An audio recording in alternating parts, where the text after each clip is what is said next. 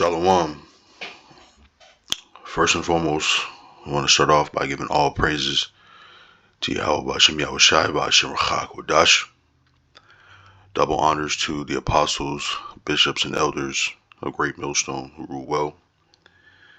And also honor and salutations to those of you who are of the hopeful elect and are out there teaching the word of sincerity and truth. So I wanted to get into Deuteronomy 23:7, where it mentions that we are not to abhor an Edomite, and really go through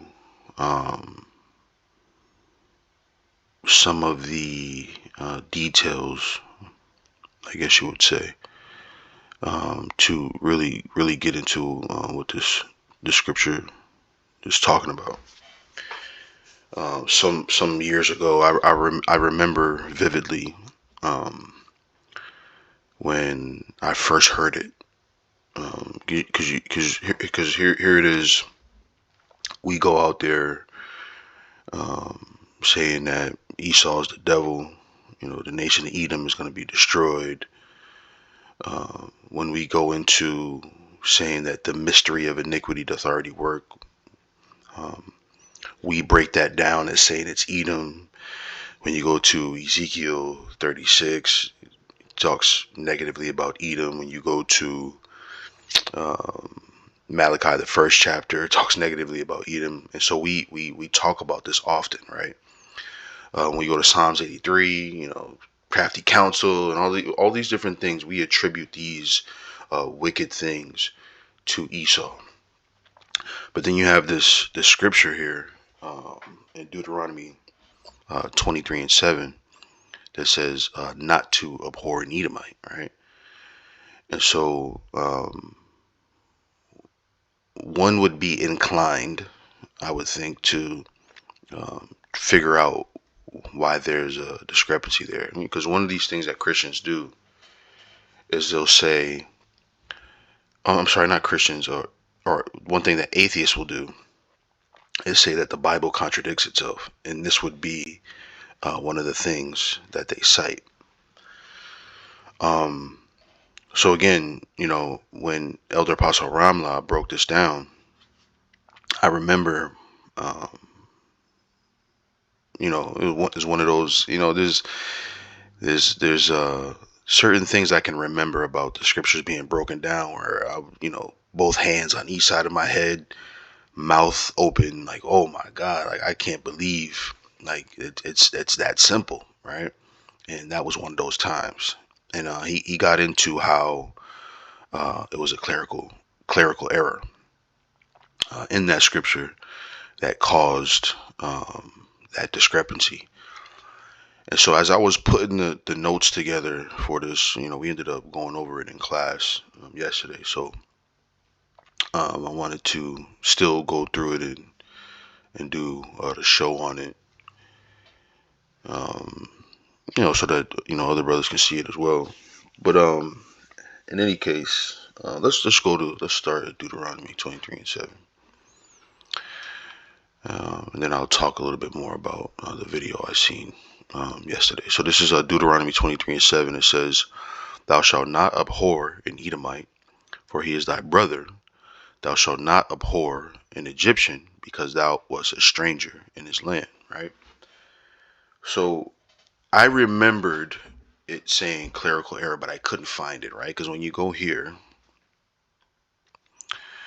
and you go to the word Edomite, right, it doesn't say anything in here regarding a clerical error, right? Edom, the son of Isaac, Jacob's older twin brother, right? So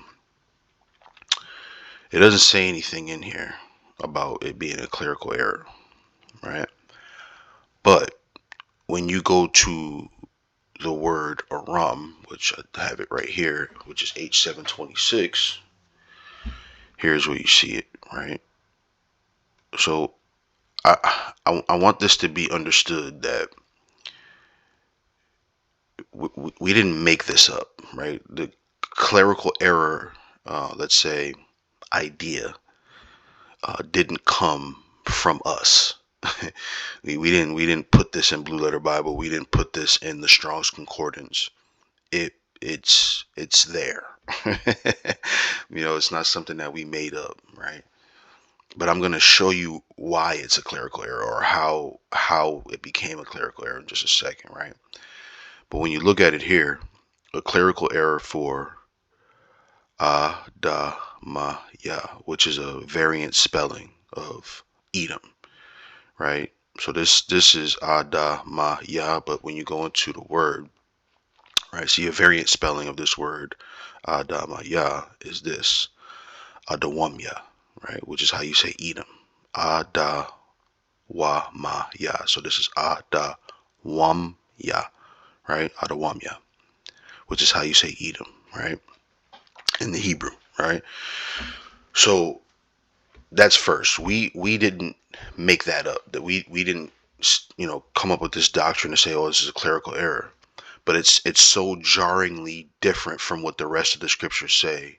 You have to go into that and figure out why there's such a different tone in this scripture than from the rest of the scriptures that talk about Edom, right? So I want to show something really quick before I get into a little bit of history. So we got both pulled up here. So we got 726, which is the word Arawamya, right? Which is Aram, right? Which is when you go to the word Syrian, this is the word you'll see, right? Not Assyrian, right? Not to be mistaken with Assyrian, but when you go to Syrian, just Syrian, Syrian, this word here, that's where you'll see this word, right? So Aram and Syrian are the same. These are the same nation. Syrian is the modern way, or let's say the transliteration of this word Aramite. Okay. So for those of you who don't know, let's do this real quick. Let's do it like this. Transliteration. Definition. Transliteration is the process of converting a word, okay, phrase, or text from one script or alphabet to another while preserving the original pronunciation, right? So over time, when that happens, when you have a transliteration, right, the word starts to be pronounced differently, but it's the language's attempt at saying the word in its language, based on its characters, right? Not to be confused with translation, right? Let's do this. Translation, the process of translating words or text from one language into another, right? The process of moving something from one place to another, right? So the definition is not that great, but what I'll say is this: transliteration is a language using its characters to, in its best attempt to spell and sound out the word in its language, and then a translation is defining what the word means. So, case in point, when you have the word Yahushai or the name Yahushai, the transliteration of Yahushai, if you say it in Greek, it's Iusis or Iusis, right? And if you say it in English, is Jesus. That is a transliteration, right? So you went from Hebrew to Greek to English in that transliteration. Whereas the translation is Yah, meaning he. Hawashai is to say like deliverer or delivered, right? He delivers, right? So you got the transliteration, right, where you got the progression of uses to Jesus, and then you have the translation, which is what the word means, which is he is the deliverer, right? So Sometimes, right, with that being said, things get lost in translation, as the old saying goes, right? So another thing I want to do is go here to clerical definition, right? So clerical is of a job or person concerned with or relating to work in an office, right? And here's this point here, especially routine documentation. That's important, right?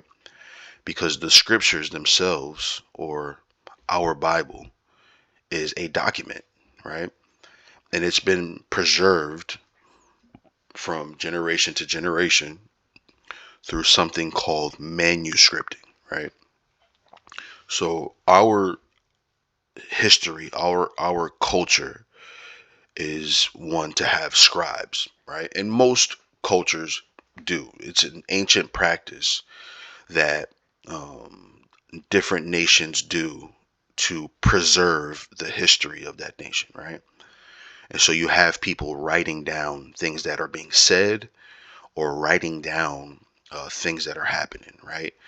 Uh, a stenographer, when you go to court, right, and there's a court proceeding, you have a stenographer who is not typing every single word, right? But there's different codes for different words that are being said, and it gives a written transcript to everything that went on in the court proceedings, right? It's no different from ancient scribing, right? At least in principle.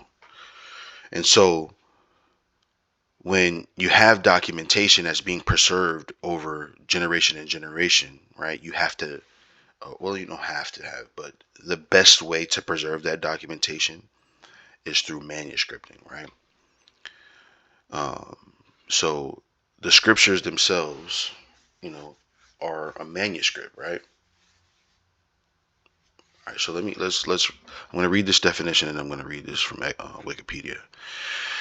It says a book, document, or piece of music written by hand rather than typed or printed. Okay.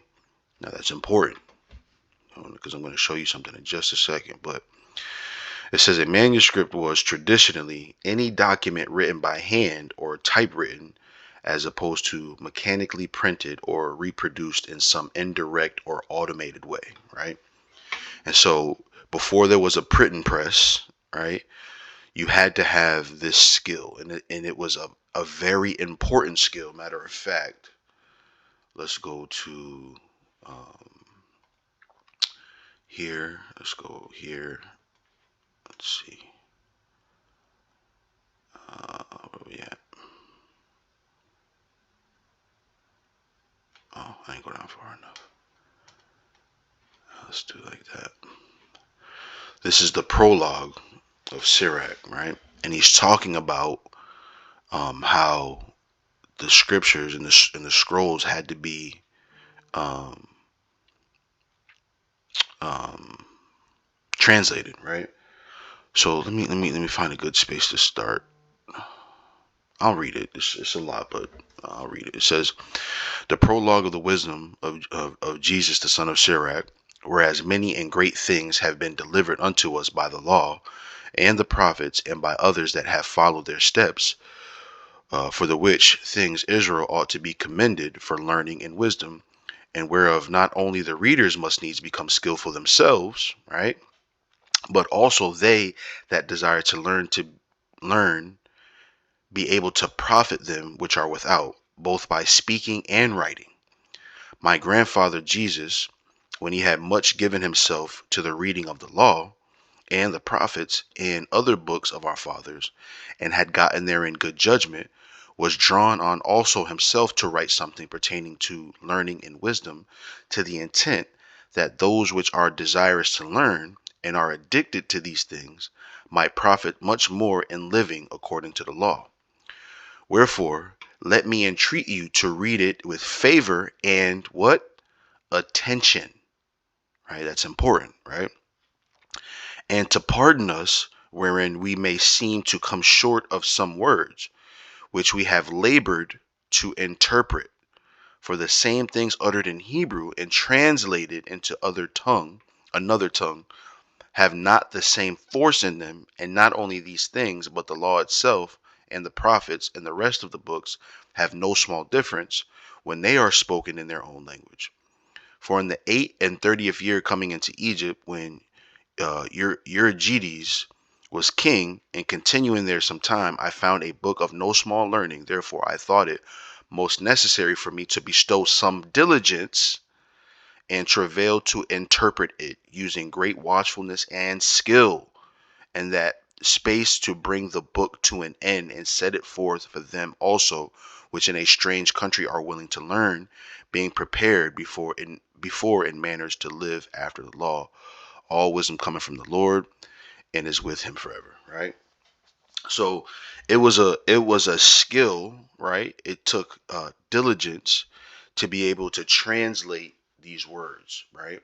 And that skill, right, is manuscripting, right? When you see something and you're writing it, or you're trying to translate it, things get lost in translation. I'm going to show you that in just a second. So let's do that now, actually. So let's do it like this. Hebrew alphabet. Let's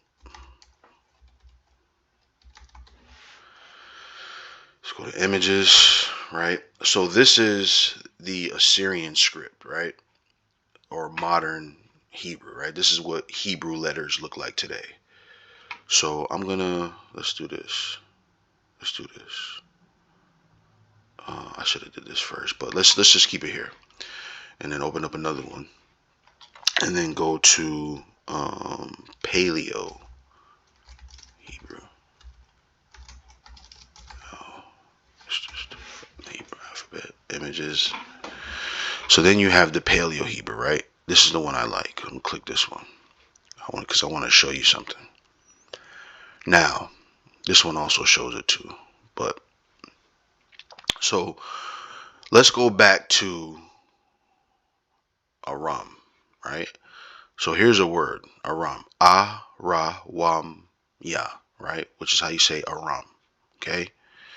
And here is the word Edom, A-da-ma-ya, or Adawamya, right? So let me show you something. You got this character right here. This is a da in modern Hebrew, or what they call a daleth, right? And you go over here, this is a ra, right? So you got the da and the ra, and as you can see, they look very similar. And I'll show you that again. So here's the daleth here, this character, and here is the ra, or ra'aish, right? So you got the ra and the da, and if you look, they look very similar, right?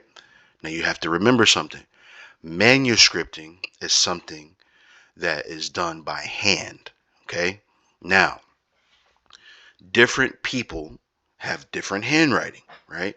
You can ask 25 people to write the same sentence, and it's going to look like 25 different things, right? Because people have different handwriting, right? They hold their hand across the paper differently.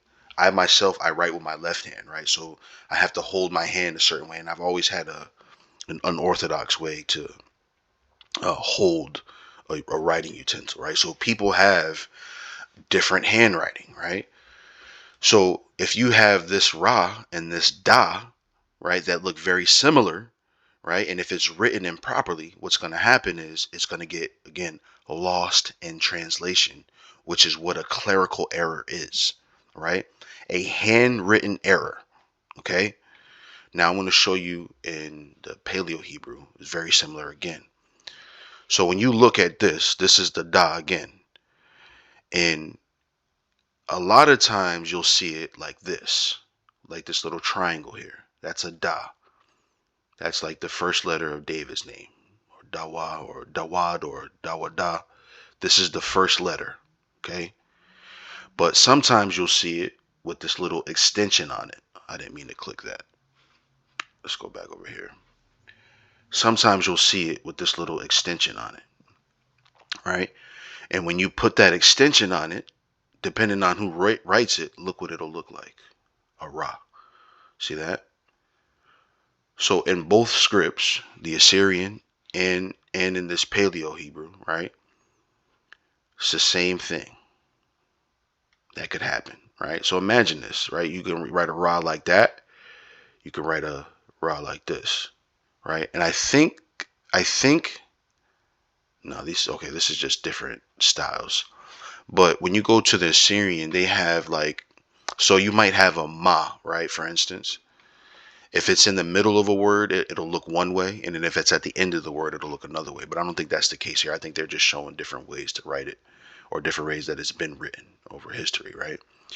You see the ma looks a lot like a cursive M in modern times, right? This is the sha, right? Different ways to write it. But the point being, right, with this little extension here, it could look the same as this. So you imagine when something is being handwritten, right, and somebody writing quickly or writing differently from someone else would put this little extension on it and make it look like a ra. And so when it was translated, right, or when one from one manuscript to another, or over time, right, that can be mistaken, and that changes the word entirely, right? So you get a ra wum, right, or adawam, right? So it's very easy to uh, let's say mistake for one another in both scripts, in the Assyrian script and in uh, the Paleo script, right? So I wanted to go back to Deuteronomy, right? So let's go here. I think this is where I have it pulled up. This is Deuteronomy, right? So it says here that thou shalt not abhor an Edomite, right? And it says, for he is thy brother, right? And we know that Jacob and Esau are brothers, right? So this is an easy thing to confuse, right? But let's put Aram here for a minute, right? Let's say that Aram should have been here, right? Which is the case, but let's say that. So you got Aram, it would say, thou shalt not abhor an Aramaean, right? For he is thy brother. Thou shalt not abhor an Egyptian, because thou was a stranger in this land, right?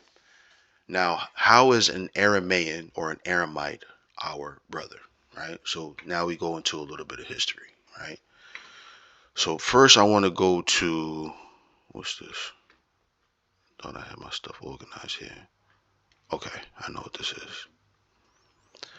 I want to go to, is this one I want to go to first? No, I want to go to Deuteronomy first. So when you go here, I want to show you something. This is the offering of first fruits, right? And this is explaining the significance of this offering, right? So I'm gonna go through here, but the point is in the 5th verse. So let's go through this. This is Deuteronomy 26:1. It says, and it shall be, when thou art come into the land which the Lord thy power giveth thee for an inheritance, and possesseth it, and dwellest therein, that thou shalt take of the first of all the fruit of the earth, which thou shalt bring of thy land that the Lord thy power giveth thee, and shalt put it in a basket, and shalt go into the place which the Lord thy power shall choose to place his name there, right? And thou shalt go into the priest that shall be in those days, and say unto him, I profess this day unto the Lord thy power, that I am come unto the country which the Lord sware unto our fathers for to give us, right? And the priest shall take the basket out of thine hand, right? And set it down before the altar of the Lord thy power. Now here's the 5th verse. It's the point. And thou shalt speak and say before the Lord thy power, a Syrian ready to perish was my father. Not Siri. A Syrian ready to perish was my father, right? So who is this talking about? We're going to find out in a second. And he went down into Egypt and sojourned there with a few, and became there a nation great, mighty, and populous, right? So who was that, right? And the Egyptians evil entreated us and afflicted us and laid upon us hard bondage, right? So this Assyrian that is our father, right, is Jacob, right? We went there with a few, right? and became a great nation in Egypt, right? But what is he known as? A Syrian. Why would the Lord tell us that, right? Okay. No, I'm not talking to you. Bitch. All right, let's see. Syrian, and there's that word, Aramya. See? Or let's see, Aramya, Aram, right? Now, why would he be called an Aramite, right? Or Aramaean? Let me show you something real quick. Let's go to, oh, I have it pulled up already. Let's go back over here. Get off of there. Right? So when you go to the where Ham, Shem, and Japheth spread out to, right? This is a good one. You got Japheth here, which is in the north, okay? You got Shem here, which is across what they call the Fertile Crescent. And you got Ham down here, right? But if you notice, right, who are we descendants of? We are descendants of Shem, right? This is even better. Look at this one, right? Shem, our Faxad, right? Who we descend from. Elam, who we descend from. Oh, no, I'm sorry, not Elam. I'm thinking of Eber, right? This land, right, is known as Syrian land, okay? Now I want to show you something else. Let me go here. What is that? What I want to say? Genealogy. I got that map up there too. I should maybe, I don't know, maybe I'll take a picture of it. I don't know if Shem is in there though, but I think it is. Genealogy of Shem. Let's do it like that. This is the one I want right here. Images. So when you go in there, right, see, our Faxad, Shelah, Eber, Peleg, Reu, Serug, Nahor, Terah, right, all the way down to our forefather Abraham, right? But when you look here, who's that? Aram, right? So these are our people. All these people here, all these people are known as Shemites, right? So they are our people or our brother. Understand? Okay, so let's keep going. Let's go back to that last one I just read, right? So this is why Jacob is being called a Syrian, right? Because where did we come from? Our forefather Abraham, right, came from these lands. Where was we at? Our forefather Abraham came to these lands, right? He traveled west and went to the north up here. And then when he separated from his father, he went down in this land right here. Okay? So we are essentially Syrian people or Shemite people. Okay? Let's see what this one looks like. I got some more breakdowns in there. Oh, this is a little bit further. I need to go over further this way. But this is perfectly fine. This one right here, right? So you got our Faxad, who is where we came from, right? So when Abraham left from among his people, right, he came over this way. Now, I'm going to show you something else. Where is it? Well, I think it's this one. Okay. This is Genesis 24:1. All right. It says this. It says, and Abraham was old and well stricken in age, and the Lord had blessed Abraham in all things. And Abraham said unto his eldest servant of his house, that ruled over all that he had, put, I pray thee, thy hand under my thigh, and I will make thee swear by the Lord, the power of heaven and the power of earth, that thou shalt not take a wife unto my son of the daughters of the Canaanites, among whom I dwell. Right? So let's go back to that map real quick. Right? This is when we were dwelling in this land. The Canaanites were in this land during the time of Abraham. Right? It says, but thou shalt go unto my country and to my kindred and take a wife unto my son Isaac. Right? So who is his family and his kindred? Right? I'll go back to that genealogy there. These people. These are his family and his kindred. Okay. And this is where Abraham's servant went, right, to get a wife for his son Isaac. So when you go down here, I think it's boom. So we know the story, right? This is the story of Rebecca being chosen, but I want to show you something. Verse 27. Well, I'll start at 26. And the man bowed down his head and worshipped the Lord. And he said, Blessed be the Lord power of my master Abraham, who hath not left destitute my master of his mercy and his truth. I being in the way, the Lord led me to the house of my master's brethren. Right? Okay. My master's brethren. So that's where we're from. And this is why when you go to Deuteronomy 23:7, it would say that, for he is my brother, if this word here was what it should be, which is Aram. Right? So let's keep going. There's one more thing I want to read. Right? So this is Genesis 25 and 19. It says, And these are the generations of Isaac, Abraham's son. Abraham begat Isaac. And Isaac was 40 years old when he took Rebekah to wife, the daughter of Bethuel, right?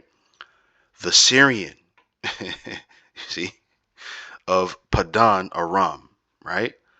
So it doesn't break it down the way it should, right? So Padan is to say like field. Let's see, let's pull it back up. Padan Aram, where is it? Syrian? Come on, right there. Padan, or Padan Aram, right? So Padan is field, right? And Aram is that land over there, right? So that or that man. So this is to say field of Aram, or field of the Arameans, right? This is where he went to get his people. I mean, to get his son a wife. Okay? So that makes sense, right? If Aram was there the way it should be. Okay? So that's it. I think that was the last one I had. So as always, I hope that was edifying. I want to give all praises to Yahweh Bashem Yahweh Shai Bashem Chak. Double honors to the apostles, bishops, and elders of Great Millstone who rule well. Honor and salutations to the elect. And with that, I say shalom.